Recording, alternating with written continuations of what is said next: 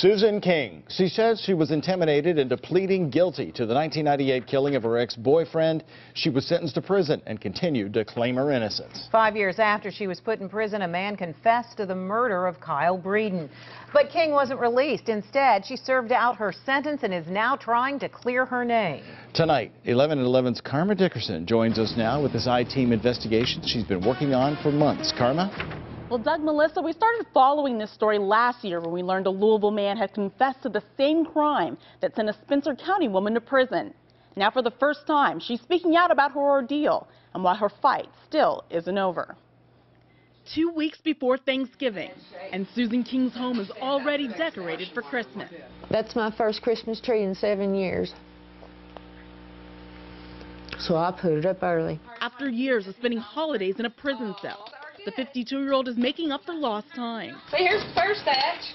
Indulging in the little pleasures that remind her of what her life was before it all fell apart.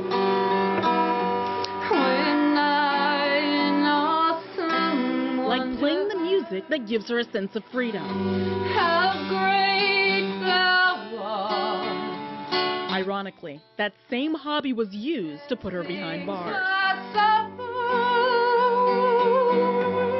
In October 1998, Kyle Breeden, better known as Deanie, was found floating in the Kentucky River at the Henry-Owen County line. The initial KSP investigation included a long list of suspects, including Susan King, Breeden's on-again, off-again ex-girlfriend. But no arrests were made.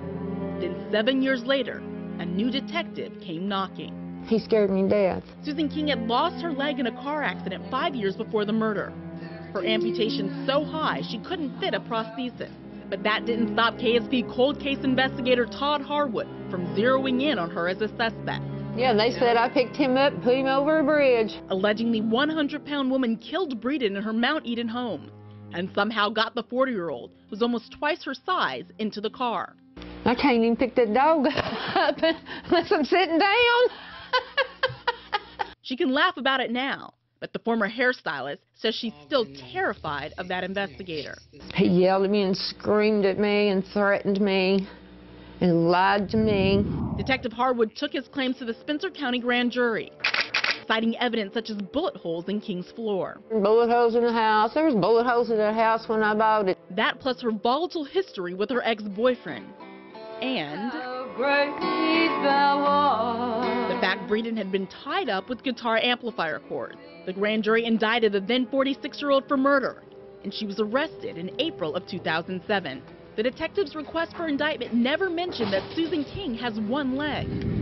Still, she says Detective Harwood and her court-appointed attorney had her convinced she'd be convicted at trial. I was just outnumbered and outsmarted. And persuaded her to take an Alford plea for second-degree manslaughter, conceding there was enough evidence to put her in jail, but not actually admitting to the crime. And that was one of the hardest things I've ever done, is had to stand up there and take that Alford plea when I knew I was innocent. In October 2008, she was sentenced to 10 years in prison. She lost just about everything: her home, most of her possessions, and her dogs. But her family, as well as attorneys with the Innocence Project, stood by her, believing she was innocent. But there was no new evidence that could lead to a new trial. That is until last spring. When they told me that that guy had confessed, I dropped my head down on that table and I bawled and I cried and I cried and I cried. Derby weekend 2012. Richard Gerald Jr. was arrested in Louisville for a shooting on Pagoda Drive. He admitted not just to that crime, but also for the one that put Susan King behind bars. The dude that I killed, his name is Dean, as we call him Deanie. A confession from a man whose name had never even come up in previous KSP investigations.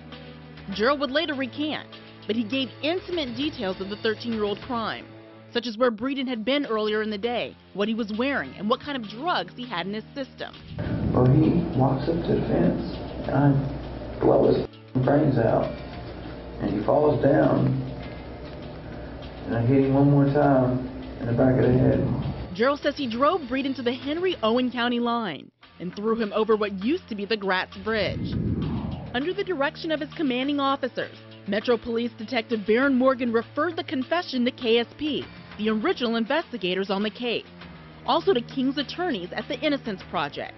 When did Mr. Durrell say he had planned to kill Steve? July of 2012. The Innocence Project took the new information to court. Spencer County Circuit Court Judge Charles Hickman ruled the confession was so compelling it would likely have influenced the verdict. But his ruling came down to a technicality. He couldn't grant King a new trial because she had never had a trial in the first place. In taking the Alford plea, a form of guilty plea, she'd lost almost all rights to appeal. And I just couldn't believe it. That judge should have let me out. The prison even packed up all my stuff and had me ready to go. King was paroled November of 2012 after serving a little over half her sentence. It's tagged on me, you know, ex-convict. And killer, a label she fears will follow her the rest of her life. A life she's doing her best to rebuild with her recently adopted dog, who she can relate to in more ways than one. I mean, she was kept in a cage all day while they were at work. And we just don't believe in being kept in cages, neither one of us anymore, do we, Emmy? That furry kindred spirit proof that despite all she's endured, Susan King still has something to sing about. How great thou art.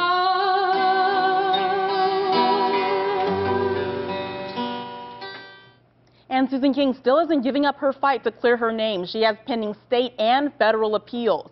Now, the man who confessed and later recanted, Richard Gerald Jr., is in prison in LaGrange for that Derby Week shooting, but he's never been charged for the Breeden murder. The confession you heard was recorded by LMPD detectives.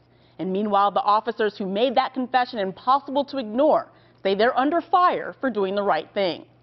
On night of Gerald's arrest, veteran LMPD officer Baron Morgan heard what he believed to be a credible confession to murder.